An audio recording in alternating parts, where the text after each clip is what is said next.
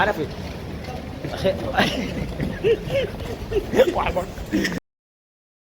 بعيد زي ما انتم شايفين انا واصل دلوقتي تورينو. المهم خليكم معايا لان النهارده هيبقى يوم طويل شويه، بصور لكم تورينو كام حاجه فيها مستغربها فشوفوها انتوا كمان.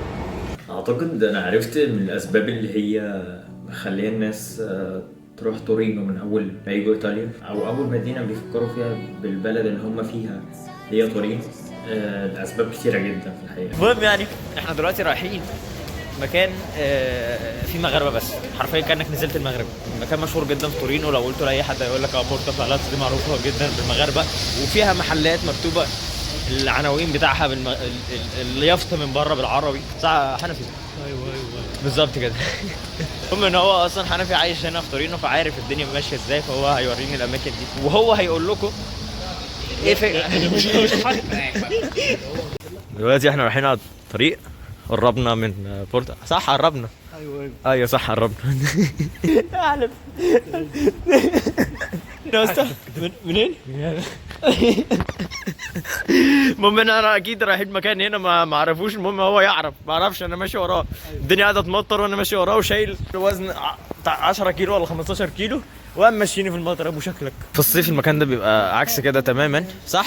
ايوه بالظبط. والله العظيم ما اعرف المكان ده حتى. وما كنتش فاهم السؤال ده. في سؤال كان بيجي في بالي كتير، بيقول ايه اشمعنى الناس العرب عموما، العرب مع احترامي ليهم بس العرب معناه ان هو جنسيات عربيه بس. ما نخش في الموضوع ده. فانا طرحت السؤال ده لنفسي ولقيت له اجابه اول ما رحت هناك. كميه المغاربه والتونسيين والجزائريين وكل الجنسيات المختلفه العربيه. صح؟ ايوه بالظبط كده. هو يا اسطى ايه المكان ده يا اسطى؟ ايه المكان ده؟ المكان ده حلو قوي والله. المكان ده بجد حلو قوي. ايه ده مكتبه يا اسطى اللي قدامك دي؟ بس شكلها تفاصيلها تحفه في الحقيقه. بصوا يا جدعان تفاصيلها عامله ازاي. المكان ده شكله بتفاصيله بكل مبنى فيه بيبقى شكله جميل جدا حرفيا. فاهمين؟ نيفي مش نفس الكلام اللي انا وانتوا صح؟ والله ما والله ما سمع حاجه قسم بالله. يا جدعان المباني التفاصيل اللي فيها بيبقى شكلها جامد جدا بجد.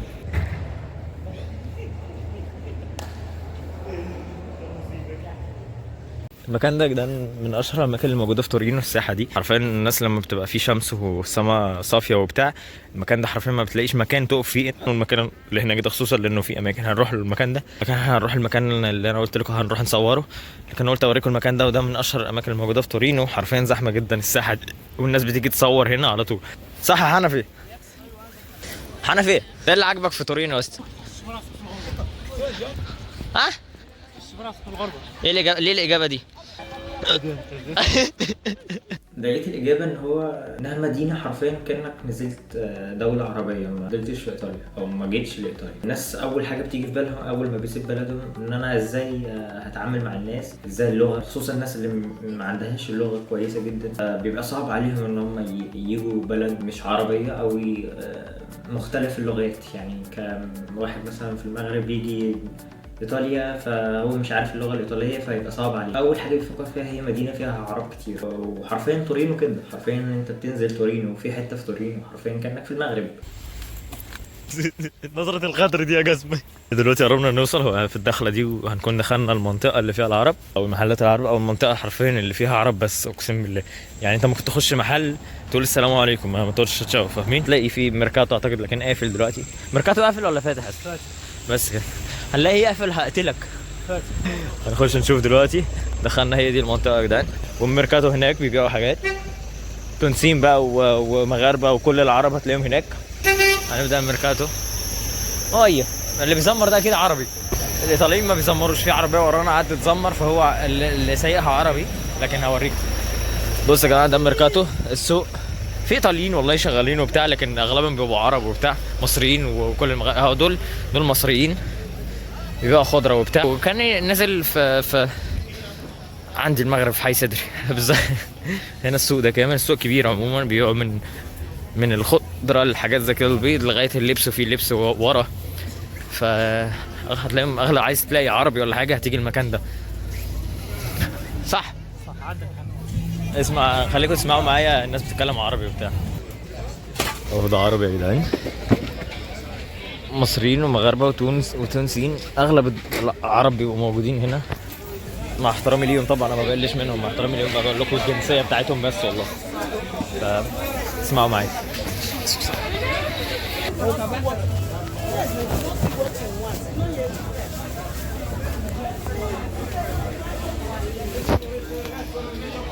اعتقد انتوا سامعين العرب بيتكلموا مع بعض وبتاع.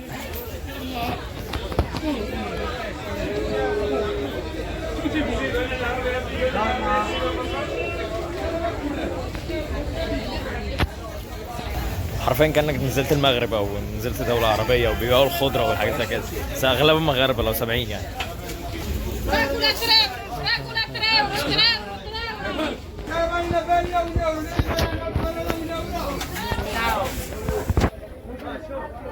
ده بس السوق، لسه في نواحي بقى المحلات وبتاع كده سامعين يعني.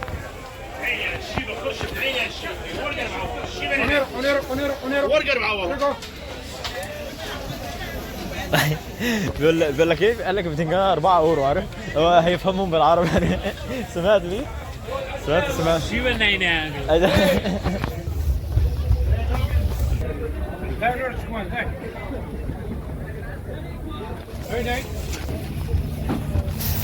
ده بس السوق.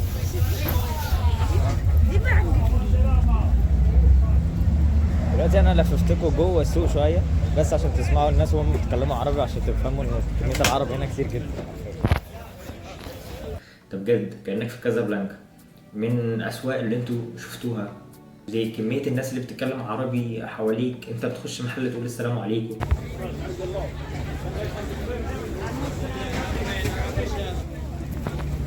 بصوا يا جدعان، ده مول او سنتر كده بيخشوا له، في قهاوي ومطاعم صغيرين كده، حبه صغيره بيجوا له هنا، معروف في المنطقه هنا. عشان حد يجي المنطقه دي لازم يقول لهم اسم المول ده ميركاتو، عشان يجوا المنطقه دي يبقى فيه السوق والحاجات زي كده. هو ده دخلت له قبل كده مره واحده بس. دلوقتي احنا داخلين الميركاتو اللي قلت لكم عليه ده.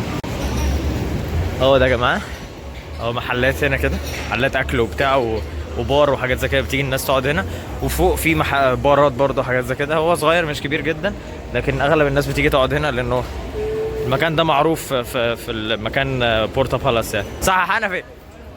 صح. اعتقد واخدين بالكم ان هو ما سمعش حاجه، لكن هو صح. شايفين المول ده كامل؟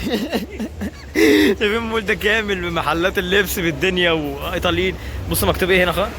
محجوز خاص بالعربي يعني. عشان اكد لكم انه اغلب الناس هنا بس العرب اللي بيجوا اغلبهم يعني. في ناس اصلا اصحاب مطاعم عرب هنا، اصحاب مطاعم نفسهم، فاهمين يعني؟ ممكن يفتح مطعم ايطالي كل حاجه، لكن هو صاحبه عربي، فاهمين؟ عشان كده مشهور هنا. زي ما قلت لكم ده ميركاتو مشهور هنا، عشان تيجي بس المنطقه ده تقول ميركاتو فهيجيب لك المنطقه ده ميركاتو هو ده. وبره بقى السوق بقى الخضار والحاجات زي كده. لسه هنروح مكان تاني فيها محلات عرب وبتاع. الكيوسكات بتبيع لغايه الشباشب والبلاستيك والحاجات زي كده، الجزم من الخضر لغايه اللبس بقى، فاهمين؟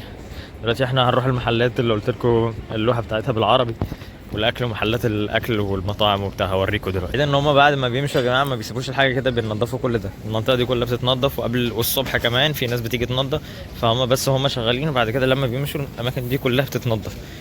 لكن عشان بيبقى الصبح اعتقد زحمه وبتاع، فبيرموا كل حاجه وبتاع. وهنا محلات هنا كده. يلا في ريحه سمك يا جماعه والله، صح؟ ريحه سمك وبتاع، اللي هو تحسوا فيه سوق سمك وبتاع. محل مغربي، ده محل مغربي بيبيع كل الحاجات اللي في المغرب، ومن الاتاي للطاجن لكل حاجه. دخلنا قبل كده هنا، وحد من اعرفه جه اشترى طاجن هنا قبل كده، فاهمين؟ اقول لكم عليه يا جماعه. بصوا محل مكتوب فيه ايه؟ مجزره البيضاء بالعربي. اللوحه بتاعت المحل بالعربي، وحتى هنا لوحه بالعربي برضه، سواء مجزره اسلاميه، وكذلك ملابس تقليديه. الاخير الله الاخر وقال بدل معه. المحلات دي كلها بالعربي يا جماعه. شوفوا كل اللوحات بتاع المحلات هنا بالعربي، تحس ان احنا زينا دوله عربيه حرفيا. هنا مطعم كنت بروح اكل عنده كتير، مطعم اكل، دلوقتي اخش اكل عنده برضه، مطعم مغربي صرف 100%. وكل المحلات دي عرب. مجزره العمران، وده صرافه اعتقد حاجه كده. فكل دي محلات عرب يا جدعان. فاعتقد ده الاسباب من الاسباب اللي تخلي الناس تيجي اول ما بيجوا ايطاليا بيجوا هنا، عشان ما يحسوش بتغيير، ما يحسوش بغربه، يقدروا يتكلموا مع الناس. فدي من الحاجات اللي ممكن الناس بتحب تيجي توريهم بسبب. بص المحل ده اللي انا باكل عنده السوفاج، ومطعم ده محل مغربي صرف بيعمل طاجن وبتاع، اكلت عنده مرتين حاجه كده لما باجي ايطاليا.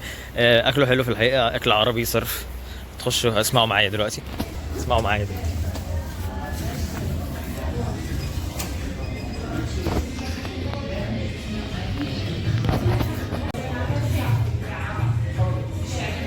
مسمن وطاجن وحاجات زي كده، كل ده دول 2 مغاربه يا جدعان.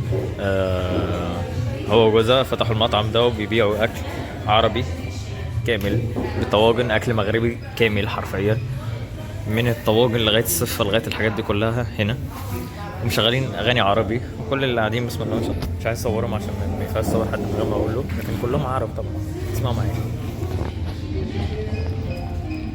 انت بتخش محل تقول السلام عليكم، فانت ما بتحسش بالفرق، ما بتحسش بالفرق الكبير قوي ان انت سبت بلدك وجيت بلد اوروبيه. ده مع احترامي البلدان العربيه جدا، لان انا بحبهم جدا، خصوصا المغرب بحبها جدا. اسمعي الريسه اللي انا باكلها على طول دي.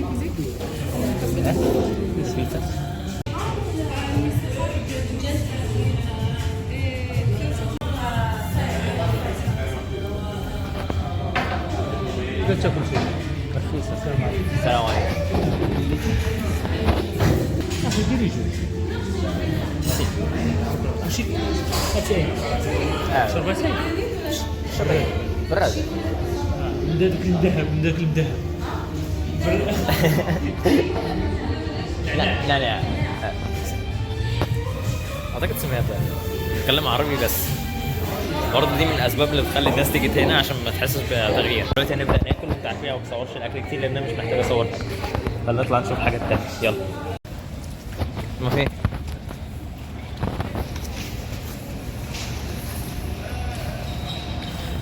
زي ما قلت لكم بينظفوا المكان دلوقتي، حسب ما دام لموا الحاجه خلاص، بداوا يلموا الحاجه دلوقتي. ده الميركاتو اللي كنا فيه، بدا يلموا الحاجه دلوقتي، فبينظفوا الشارع اهو. الشارع اللي كان مليان حاجات بقى ينظفوه دلوقتي، وبيلموا الحاجات هناك وهينظفوا. الساحه دي هتبقى كبيره جدا ونظيفه. لكن هو ده السوق اللي انا كنت فيه من شويه، هو ده السوق دلوقتي. لموا كل حاجه خلاص، واحنا هنروح مكان تاني دلوقتي.